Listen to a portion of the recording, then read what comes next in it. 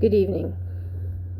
For tonight's session, I would like to talk to you about, or tell you about, something I found out while digging around,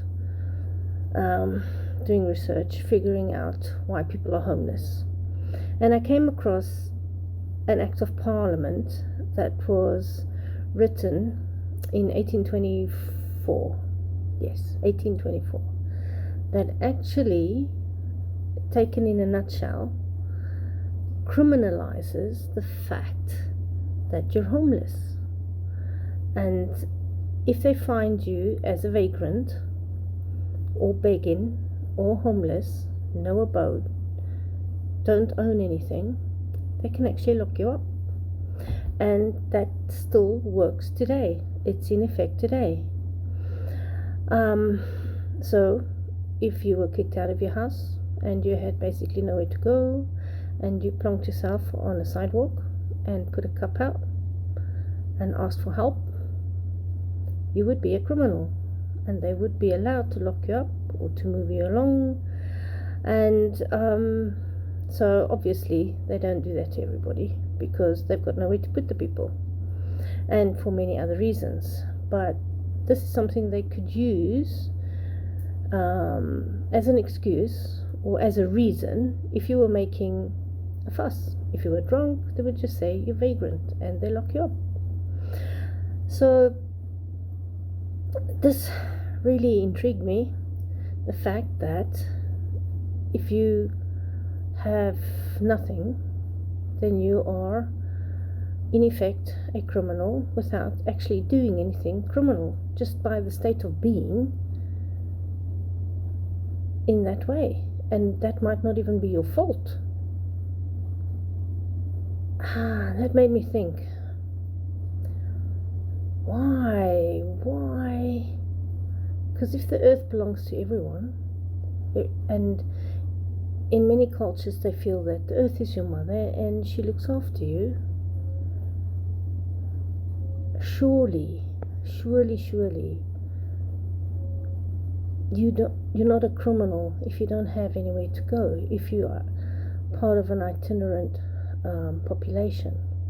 And then with some more digging around, I found something that stated that previous to this act in 1824, there was actually something called the medieval pass laws, which protected the rights of the itinerant population, and you were not a criminal.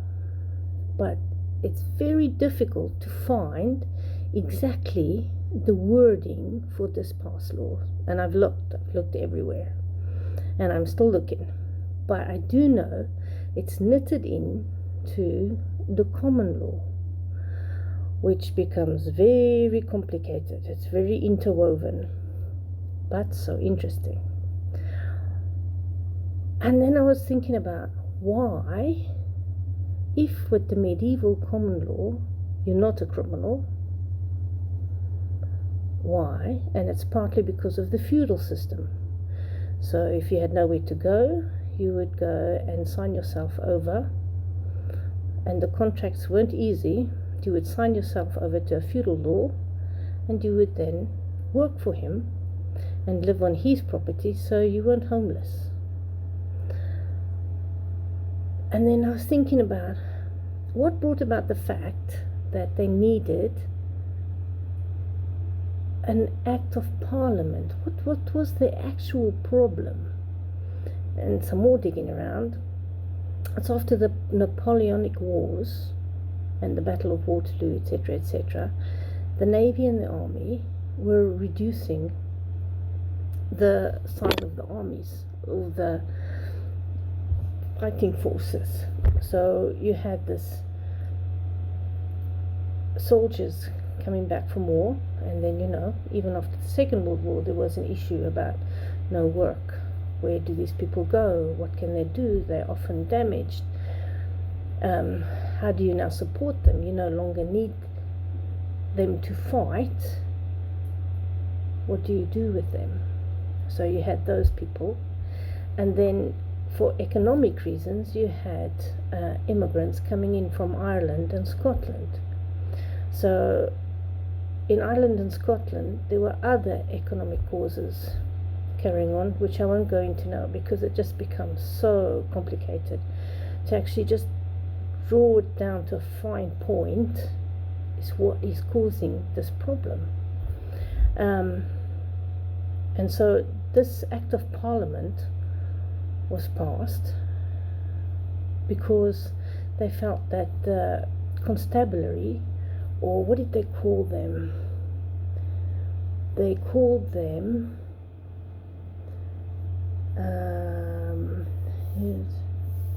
occupation, also known as influx.